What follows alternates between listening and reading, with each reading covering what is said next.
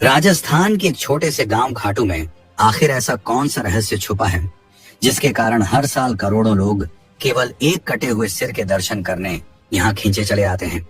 और क्या सच में वह सिर किसी देवता का बल्कि एक ऐसे वीर योद्धा का है जिसने युद्ध में जाने से पहले ही अपना सिर दान कर दिया था और फिर भी बिना शरीर के पूरी महाभारत के संघर्ष और रहस्य को देखता रहा। यही सिर आज खाटू धाम में भगवान के रूप में पूजित है। ये कोई साधारण देवता की कहानी नहीं है, ये कहानी है बारबरीक की, घटोत्कच के पुत्र वीर की, जिसे स्वयं श्री कृष्ण ने कलयुग का भगवान घोषित किया था। लेकिन सवाल ये है, बारबरीक ने ऐसा क्या किया कि कृष्ण को उसका सिर मांगना पड़ा? क्या सच में खाटू श्याम वही बारबरीक है? और उसके साथ ही सबसे बड़ा रहस्य, आखिर खाटू धाम तक पहुंचा कैसे? क्या यह सिर्फ इतिहास की एक घटना है या इसके पीछे छुपा है कोई ऐसा राज जिसे समय भी पूरी तरह नहीं खोल पाया? इतनी अलौकिक घटनाओं के बीच खाटू श्याम का यह अद्भुत मंदिर आखिर किसने बनवाया था और क्यों? क्या यह सिर्फ भक्ति का स्थान है या किसी गहरे रहस्य को छुपाने के लिए बनाई गई एक दिव्य संरचना? और क्या आप जानते हैं, खाटू श्याम की मूर्ति में कभी कभी अचानक रंग बदलने लगते हैं, कभी नीला, कभी पीला और कई बार गहरा काला। क्या यह केवल आंखों का भ्रम है या वही अदृश्य शक्ति का संकेत जो लाखों भक्तों की अधूरी मनोकामनाओं को सच करती है? साथ ही में मंदिर के बिल्कुल पास है श्याम कुंड, एक ऐसा स्थान जिसके बारे में कहा जाता है कि यहाँ नहाते ही इंसान के छुपे हुए पाप अपने आप सामने आ जाते हैं। लोग मानते हैं कि इस कुंड का जल सिर्फ शरीर नहीं, मन के भीतर छिपे सच को भी उजागर कर देता है। लेकिन कैसे?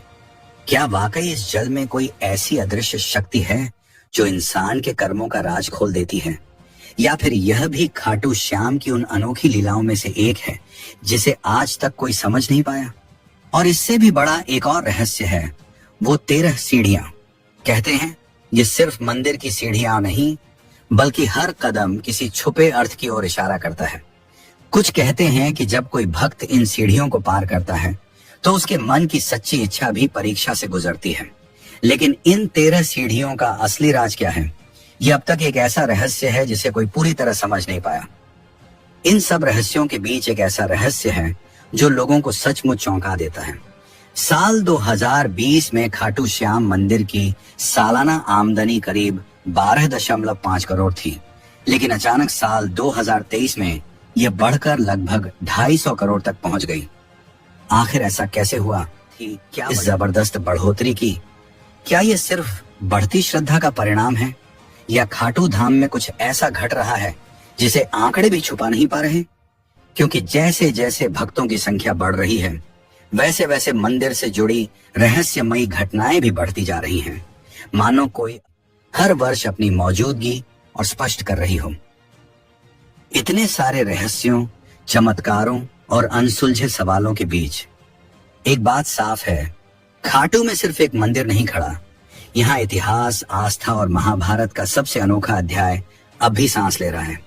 वो कटे हुए सिर की रहस्यों से भरी यात्रा हो, या बारबरीक की अद्भुत प्रतिज्ञा, या फिर कृष्ण का लिया हुआ वह निर्णय जिसने कलयुग को उसका भगवान दिया, हर तथ्य अपने भीतर एक नई कहानी छुपाए बैठा है। और शायद इन रहस्यों को समझने का असली समय अब शुरू होता है, क्योंकि आगे जो आप सुनने वाले हैं वह सिर्फ कथा नहीं, बारबरीक से खाटू श्याम बनने की वह यात्रा है जिसने युगों पहले, जब धर्म और अधर्म के बीच बड़ा संघर्ष होने वाला था, तभी पांडुपुत्र भीम के पुत्र घटोत्कच के घर एक अद्भुत बालक का जन्म हुआ। उसकी माता का नाम मोरवी था, जिन्हें अहिलावती के नाम से भी जाना जाता था। जन्म लेते ही आकाश में एक दिव्य प्रकाश फैल गया था, देवताओं के नगाड़े गूंज उठे थे। यह बालक था बारबरीक, एक ऐसा वीर जिसकी शक्ति और पराक्रम की चर्चा आज भी की जाती है। बारबरीक के आते ही प्रकृति में असंख्य चमत्कार प्रकट हुए। पेड़ पौधे फलों और फूलों से भर गए, नदियां मधुर धुन बजाने लगी और पशु पक्षी आनंद से नृत्य करने लगे। यह सब संकेत था कि कोई दिव्य आत्मा पृथ्वी पर अवतरित हुई है। बचपन से ही बारबरीक में असाधारण शक्तियां थीं।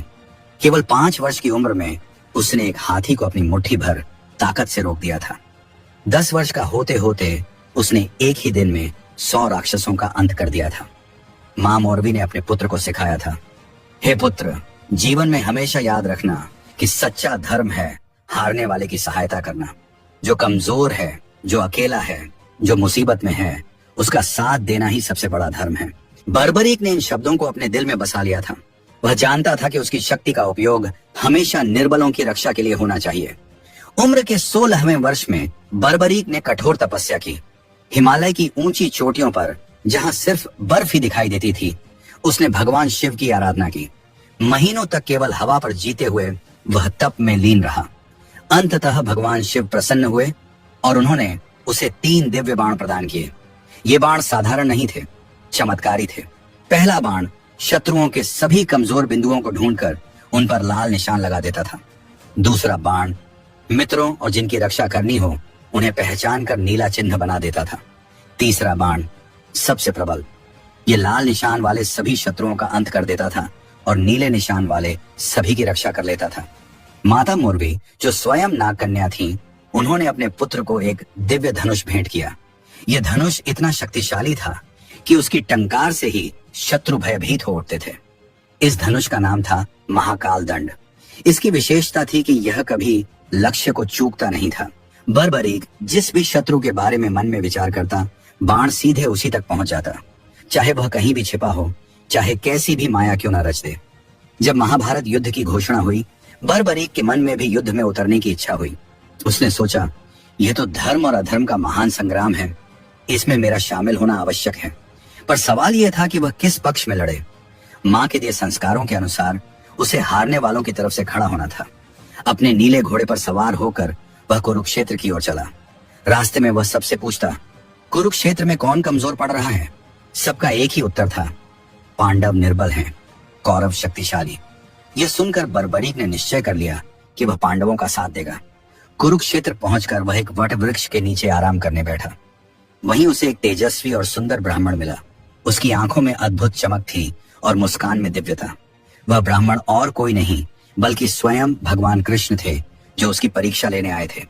ब्राह्मण ने मधुर स्वर में पूछा, वत्स, कहां जा रहे हो और ये 3 बाण किस लिए? क्या सच में तुम केवल 3 बाणों से पूरा युद्ध जीत सकते हो?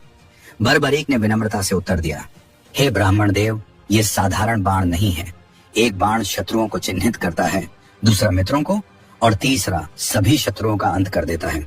यदि चाहूं तो एक ही बाण से पूरी पृथ्वी को छेद सकता हूं। ब्राह्मण मुस्कुराए, वत्स, ये कैसे संभव है? मुझे अपनी शक्ति दिखाओ। उन्होंने पास खड़े विशाल पीपल के पेड़ की ओर इशारा किया और कहा, इस वृक्ष के सभी पत्तों को छेद दो, लेकिन ध्यान रहे, कोई भी पत्ता नष्ट नहीं होना चाहिए, केवल छेद होना चाहिए। बर्बरीक ने पहला बाण धनुष पर चढ़ाया। मन में संकल्प किया, हे महादेव, इस वृक्ष के हर पत्ते के मध्य में छेद हो जाए। बाण छोड़ा गया और अद्भुत चमत्कार हुआ। वृक्ष के हजारों पत्तों में एक एक सुंदर गोल छेद बन गया। पूरा वृक्ष किसी कलाकृति जैसा लगने लगा। पर चमत्कार यहीं समाप्त नहीं हुआ। ब्राह्मण के पैर के नीचे जो पीपल का पत्ता दबा हुआ था, उसमें भी छेद हो चुका था। बर्बरीक समझ गया कि यह कोई साधारण ब्राह्मण नहीं है। तभी ब्राह्मण का स्वरूप बदलने लगा। उनके चारों ओर दिव्य आभा फैल गई। उनके सिर पर मोरपंख का मुकुट उभर आया। हाथ में सुदर्शन चक्र और मुरली थी। ये स्वयं भगवान कृष्ण थे। बर्बरीक तुरंत उनके चरणों में गिर पड़ा। हे जगन्नाथ, हे कृष्णा, आपने मुझ पर कृपा की है, लेकिन मैं समझ नहीं पा रहा कि आप मुझसे क्या चाहते हैं। भगवान कृष्ण ने बर्बरीक को उठाया और प्रेम पूर्वक कहा, वत्स, मैं तुम्हारी शक्ति से अत्यंत प्रभावित हूं, लेकिन एक समस्या है। तुम्हारी शक्ति इतनी विलक्षण है कि यदि तुम युद्ध में उतरे तो पूरा युद्ध असंतुलित हो जाएगा। भगवान कृष्ण ने समझाया, तुमने कहा था कि तुम हमेशा हारने वाले का साथ दोगे, लेकिन सोचो, यदि तुम पांडवों के साथ मिलकर कौरवों को हरा दोगे तो कौरव हारने वाले हो जाएंगे। तब तुम्हारा धर्म होगा कि तुम कौरवों का साथ दो, और यदि तुम कौरवों की मदद करोगे तो पांडव कमजोर पड़ जाएंगे। तब तुम्हें उनका सहारा बनना पड़ेगा। इस तरह अकेले तुम ही पूरा युद्ध लड़ लोगे और सभी महारथी केवल दर्शक बन जाएंगे। बर्बरीक के मन में तीव्र हलचल मच गई। उसे समझ आया कि भगवान सत्य कह रहे हैं। उसकी शक्ति वास्तव में इतनी प्रबल थी कि वह अकेले ही युद्ध का परिणाम बदल सकता था। फिर भगवान कृष्ण ने कहा, वत्स, मैं तुमसे गुरु दक्षिणा चाहता हूँ। बर्बरीक ने श्री कृष्ण से कहा, प्रभु, आपकी आज्ञा मेरे लिए सर्वोपरि है। कहिए, आपको क्या चाहिए? तभी भगवान कृष्ण ने कहा, मुझे तुम्हारा शीश चाहिए। ये सुनकर एक पल को बर्बरीक का चेहरा मंद पड़ गया। मन में अनेक विचार आए। युद्ध देखने की चाह, वीर गति पाने की इच्छा, यश कमाने का आकर्षण, सब एक क्षण में धुंधले पड़ गए। लेकिन तुरंत ही उसके चेहरे पर शांति लौट आई। गुरु का आदेश उसके लिए सबसे बड़ा था। बर्बरीक ने दृढ़ स्वर में कहा, प्रभु, आपकी इच्छा मेरे लिए आदेश है। मैं अपना शीश अवश्य अर्पित करूंगा, परंतु मेरी एक विनती है। फिर भगवान कृष्ण ने कहा, कहो वत्स, क्या चाहते हो? बर्बरीक ने कहा, मैं युद्ध देखना चाहता हूँ। यदि मेरा शीश कटने के बाद भी युद्ध देख सके तो मेरे जीवन का उद्देश्य पूर्ण हो जाएगा। भगवान कृष्ण प्रसन्न हुए और बोले, तथास्तु, तुम्हारा शीश न केवल युद्ध देखेगा बल्कि युद्ध की संपूर्ण गाथा भी समझेगा। और सुनो, कलयुग में तुम मेरे नाम से पूजे जाओगे। लोग तुम्हें श्याम नाम से स्मरण करेंगे। बर्बरीक ने अपनी तलवार निकाली। भगवान कृष्ण के चरणों में झुकते हुए कहा, हे कृष्णा, यह शीश आपके चरणों में समर्पित है। कृपया इसे स्वीकार कीजिए। एक ही वार में बर्बरीक ने अपना शीश अलग कर दिया। आकाश से पुष्प वृष्टि होने लगी। देवताओं के मृदंग गूंज उठे और एक दिव्य प्रकाश चारों दिशाओं में फैल गया। कटा हुआ शीश भूमि पर गिरा, लेकिन उसकी आंखें खुली रहीं, चेहरे पर तेज बना रहा। भगवान कृष्ण ने उस शीश को उठाकर कुरुक्षेत्र के युद्ध क्षेत्र के समीप एक ऊंचे स्थान पर स्थापित किया, जहां से संपूर्ण युद्ध देखा जा सकता था। 18 दिन तक चले महाभारत के युद्ध में बर्बरीक का शीश सब कुछ देखता रहा। उसने देखा कि कैसे महान योद्धा एक एक करके वीरगति को प्राप्त होते गए। उसने भीष्म की शरशैया देखी, अर्जुन की पराक्रम वाली धार देखी, कर्ण का अतुल्य दान देखा, द्रोणाचार्य का त्याग देखा, परंतु सबसे अधिक उसने भगवान कृष्ण की लीला देखी। कैसे वे धर्म की रक्षा के लिए हर पल युद्ध को निर्देशित कर रहे थे। युद्ध के बाद जब पांडवों में विवाद हुआ कि सबसे बड़ा योद्धा कौन था, तब भगवान कृष्ण ने बर्बरीक के शीश से पूछा, तुमने पूरा युद्ध देखा है, बताओ सबसे महान योद्धा कौन था? बर्बरीक के शीश ने उत्तर दिया, प्रभु, मैंने देखा कि युद्ध में केवल आपका सुदर्शन चक्र और द्रौपदी के बाल ही सक्रिय थे। चक्र शत्रुओं का संहार कर रहा था और द्रौपदी के बाल धर्म की रक्षा कर रहे थे। बाकी सब योद्धा केवल साधन मात्र थे। यह सुनकर सभी को समझ आ गया कि युद्ध का वास्तविक संचालक भगवान कृष्ण थे। युद्ध समाप्त होने के बाद बर्बरीक का शीश रहस्यमय तरीके से गायब हो गया। कहा जाता है कि वह आकाश मार्ग से उड़ता हुआ राजस्थान की दिशा में जा पहुंचा। सदियों बीत गए, कलयुग का प्रभाव बढ़ने लगा, धर्म का पतन होने लगा, अन्याय फैलने लगा और लोग दुखों से घिरते गए। तब भगवान कृष्ण के दिए हुए वरदान का समय आ पहुंचा। बर्बरीक को कलयुग में प्रकट होना था। राजस्थान के रिंग्स नामक इलाके में एक अत्यंत पुण्यात्मा ब्राह्मण रहते थे। उनका नाम था ज्योतिष शास्त्री पंडित सोमदत्त। वे प्रतिदिन पूजा अर्चना करते थे, गरीबों की सेवा करते और सदाचार का पालन करते थे। एक रात उन्हें एक अद्भुत स्वप्न आया। स्वप्न में एक दिव्य पुरुष प्रकट हुए, जिनके तेज से पूरा स्थान प्रकाशित हो गया। उन्होंने कहा, मैं बर्बरीक हूँ, महाभारत का योद्धा। कलयुग में लोग मुझे श्याम नाम से पूजेंगे। तुम कल सुबह नगर के बाहर पीपल के पेड़ के नीचे खुदाई करो, वहां तुम्हें एक दिव्य शीश प्राप्त होगा। अगले दिन पंडित सोमदत्त अपने साथियों के साथ वहां पहुंचे और खुदाई शुरू करवाई। कुछ ही देर में मिट्टी से तेज प्रकाश निकलने लगा। जितनी गहराई बढ़ती गई उतना ही प्रकाश और प्रखर होता गया। अंततः एक अद्भुत शीश मिला जो मानो जीवित प्रतीत होता था। उसकी आंखें बंद थीं, लेकिन चेहरे पर अलौकिक शांति छाई थी। शीश से चारों ओर दिव्य आभा फैल रही थी। जैसे ही शीश को बाहर निकाला गया, आकाश में इंद्रधनुष प्रकट हुआ। फूलों की वर्षा होने लगी और वातावरण में मधुर ध्वनि गूंज उठी। पंडित सोमदत्त ने उस शीश को एक पवित्र स्थान में स्थापित किया। उसी रात उन्हें फिर स्वप्न हुआ। इस बार स्वयं भगवान कृष्ण उनके सामने प्रकट हुए। उन्होंने कहा, वत्स, इस दिव्य शीश को यहाँ नहीं रखना है, इसे खाटू नाम के स्थान पर लेकर जाओ। वहां एक पवित्र कुंड है जो मेरी शक्ति से निर्मित है। उसका नाम है श्याम कुंड। वहीं बर्बरीक का स्थायी स्थान होगा। पंडित ने पूछा, लेकिन प्रभु, खाटू कहाँ है? भगवान कृष्ण बोले, तुम केवल शीश को लेकर चलो, जहां यह रुकना चाहे वही इसका धाम होगा। अगले ही दिन पंडित सोमदत्त ने उस शीश को एक दिव्य आसन पर रखा और यात्रा आरंभ की। राह में जो भी व्यक्ति इसके दर्शन करता, उसके दुख दूर होने लगते। बीमार लोग स्वस्थ होने लगे, परेशान लोगों को शांति मिलने लगी। कई दिनों की यात्रा के बाद जब वे एक बेहद सुंदर स्थान पर पहुंचे, तो शीश अचानक इतना भारी हो गया कि 1 इंच भी आगे न बढ़ पाया। सब समझ गए कि यही उसका धाम है। वहीं पास में एक प्राकृतिक कुंड स्थित था जिसका पानी बेहद साफ और पवित्र था। आसपास के लोग इसे श्याम कुंड के नाम से पहचानते थे। उस समय खाटू गांव पर राज करने वाले शासक का नाम था राजा रूप सिंह चौहान। जब उन्हें इस अद्भुत शीश के बारे में जानकारी मिली तो वे तुरंत दर्शन करने पहुंचे। शीश के दर्शन करते ही राजा के मन में असीम भक्ति की भावना जाग उठी। उन्होंने वहीं एक शानदार मंदिर बनवाने का संकल्प लिया। मंदिर का निर्माण आश्चर्यजनक ढंग से हुआ। दिन में जितना काम इंसान करते, रात में उससे दोगुना कार्य अपने आप हो जाता था। मजदूरों का कहना था कि रात के समय मानो कोई दिव्य शक्ति दिखाई देती है जो निर्माण पूरा कर रही हो। जब मंदिर बनकर तैयार हुआ और उस पवित्र शीश को वहां प्रतिष्ठित किया गया, तब पहली बार भव्य आरती की गई। राजा रूप सिंह चौहान ने स्वयं आरती उतारी। आरती के बीच अचानक एक चमत्कार हुआ। शीश की आंखें खुल गईं और उन आंखों का प्रकाश इतना तेजस्वी था कि वहां मौजूद हर व्यक्ति अचंभे में पड़ गया। ऐसा प्रतीत हो रहा था मानो कोई सजीव पुरुष सामने उपस्थित हो। उसी दिन से यह परंपरा चल पड़ी कि श्याम बाबा प्रतिदिन अपने भक्तों को दर्शन देते हैं। उनकी आंखों में वही करुणा है जो महाभारत के समय थी, हारने वालों, दुखियों और निराश लोगों के लिए दया से भरी हुई। श्याम कुंड का एक अनोखा रहस्य भी है। इसका जल कभी घटता नहीं और कभी बढ़ता नहीं। हजारों लोग प्रतिदिन इसमें स्नान करते हैं, परंतु पानी का स्तर हमेशा एक जैसा बना रहता है। वैज्ञानिकों ने कई बार परीक्षण किए, लेकिन कोई भी भूमिगत जल स्रोत नहीं मिला। यह रहस्य आज भी अनसुलझा है। कहा जाता है कि यह कुंड सीधे क्षीर सागर से जुड़ा है, जहां भगवान विष्णु विराजमान है, इसलिए इसका पानी कभी समाप्त नहीं होता। श्याम बाबा की प्रतिमा के ठीक नीचे एक प्राचीन गुप्त कक्ष है। मान्यता है कि वहां बर्बरीक के तीनों दिव्य बाण सुरक्षित रखे हुए हैं। यह कक्ष तभी खुलेगा जब कलयुग में अधर्म अत्यधिक बढ़ जाएगा। जब पाप अपने चरम पर पहुंचेगा, तब यह कक्ष खुलेगा और श्याम बाबा अपने दिव्य बाणों के साथ धर्म की रक्षा के लिए प्रकट होंगे। मंदिर के पुराने पत्थर के शिलालेखों में एक नील घोड़े पर बैठे हुए एक वीर का चित्र भी उकेरा हुआ है।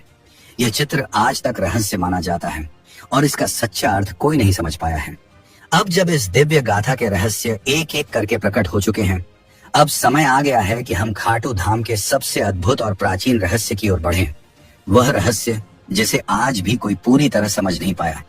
अब हम बात करेंगे मंदिर की 13 सीढ़ियों के उस रहस्य के बारे में जिसे श्याम बाबा की शक्ति का जीवंत प्रमाण माना जाता है। कहा जाता है कि खाटू श्याम जी की ये 13 सीढ़ियां सिर्फ पत्थर नहीं, बल्कि बाबा तक पहुंचने वाली एक छोटी सी आध्यात्मिक राह है। भक्त मानते हैं कि जब कोई इन 13 सीढ़ियों को चढ़कर ऊपर पहुंचता है तो ठीक उसी जगह खड़ा होता है जहां से श्याम बाबा की प्रतिमा से सीधा नेत्र संपर्क होता है। उस पल भक्तों को लगता है कि उनकी हर बात, हर दुख, हर इच्छा बिना कहे ही बाबा तक पहुंच गई। इन सीढ़ियों को लोग आस्था का मार्ग भी कहते हैं। भक्त जब एक एक कदम ऊपर बढ़ते हैं तो ऐसा लगता है जैसे वे अपनी परेशानियां पीछे छोड़कर बाबा की शरण में प्रवेश कर रहे हों। मंदिर के पुराने समय में गर्भगृह तक पहुंचने का यही मुख्य रास्ता था और आज भी लाखों भक्त इन्हीं 13 सीढ़ियों से होकर दर्शन करने आते हैं। मंदिर प्रबंधन भी कहता है यह सब भक्तों की श्रद्धा है, क्योंकि श्याम बाबा तो हर किसी की सुनते हैं, भले ही कोई किसी भी रास्ते से आए। लेकिन इन 13 सीढ़ियों का यह छोटा सा रहस्य आज भी खाटू धाम की पहचान है, जहां हर कदम पर भक्त महसूस करता है कि वह अपने श्याम के और करीब पहुंच रहा है। अब हम बात करेंगे खाटू श्याम बाबा की प्रतिमा में छिपे उन अनकहे रहस्यों की, जिनके बारे में शायद बहुत कम लोगों को पता है। कहा जाता है कि बाबा की मूर्ति का रंग चंद्रमा के बढ़ने घटने के साथ बदलता है। यह कोई साधारण बदलाव नहीं, बल्कि मंदिर की एक पुरानी परंपरा है, जिससे भक्तों को बाबा के 2 अलग अलग स्वरूपों के दर्शन होते हैं। कृष्ण पक्ष में मूर्ति को पीले या श्याम वर्ण में सजाया जाता है।